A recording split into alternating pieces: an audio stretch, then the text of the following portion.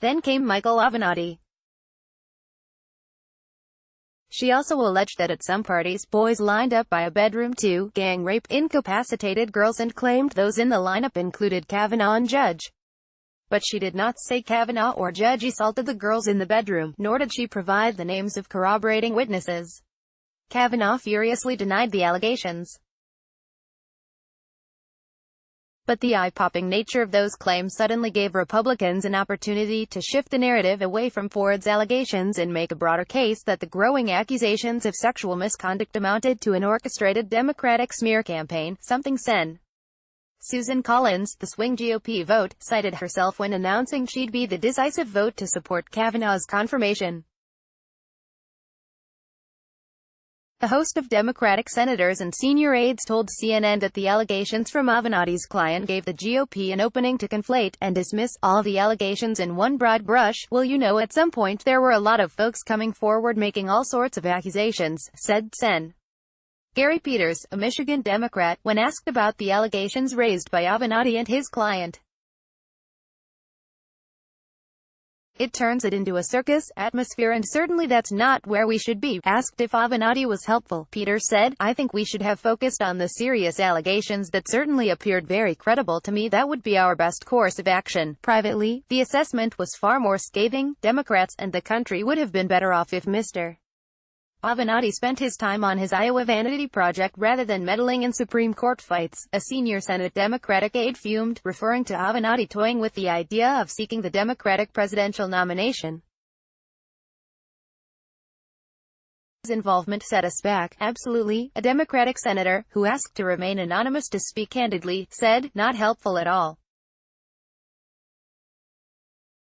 I think Susan was always yes, but Avenatti was a useful foil. Reached for comments Saturday, Avenatti pushed back, criticizing anonymous Democrats as cowards, and saying the assessment shows the failed leadership in the Democratic Party. It is outrageous that these so-called Democrats would attack a sexual assault victim from coming forward, Avenatti told CNN.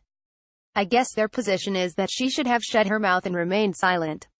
It is disgusting that these cowards blame my client and the other accusers from coming forward. Avenatti, who represented Daniels, the porn actress who was paid by Trump's then-attorney Michael Cohen in the 2016 campaign to keep silent about an alleged affair with Trump, has furiously criticized the FBI for not investigating the allegations, saying Swetnick would be willing to testify under oath about her claims. In a statement released on Sunday, Swetnick said Collins does not deserve to represent women, and that her allegations deserved an investigation. My allegations should have been investigated. I know of multiple corroborating witnesses and we were all prepared to speak with the FBI as we made known for weeks, the statement read. Swetnick went on to say that key Republican senators on the Senate Judiciary Committee purposely prevented any inquiry into my claims and those of other sexual assault victims in the interest of politics, while Sen. Dianne Feinstein, the ranking Democrat on the committee, cited the allegation once they were made public to call for the confirmation to ground to a halt. Other Democrats quickly distanced themselves from the allegation, choosing instead to keep the focus on Ford's claims, and a lesser extent Ramirez's. And on Friday, when she announced her critical decision to give Kavanaugh the votes to confirm his nomination, Collins called the allegation outlandish without any credible supporting evidence. Some of the allegations levied against Judge Kavanaugh illustrate why the presumption of innocence is so important, Collins said on the floor.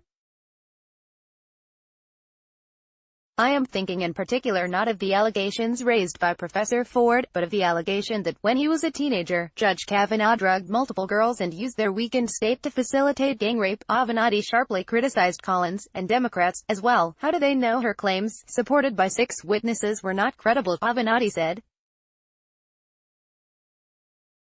They did basically nothing to find out. Many Democrats did not know what to make of the claims made by Avenatti's client. In particular, Democrats pointed to more than 1,000 pages of FBI tips on Kavanaugh that poured in and were never investigated, some of which, they said, could have been credible.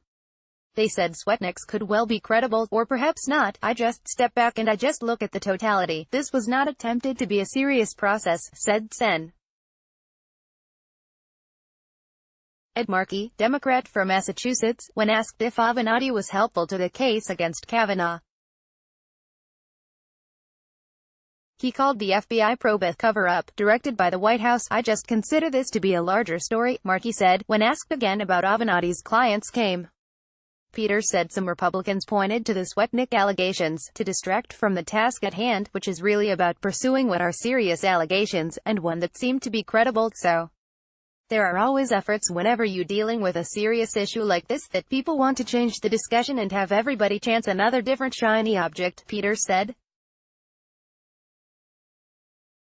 "Our job in the Senate, and it should have been the job of the FBI too, is to focus on those that are credible." One Democrat on the Senate Judiciary Committee privately was more direct. "It wasn't helpful because the story became about Avenatti," the Democratic senator said.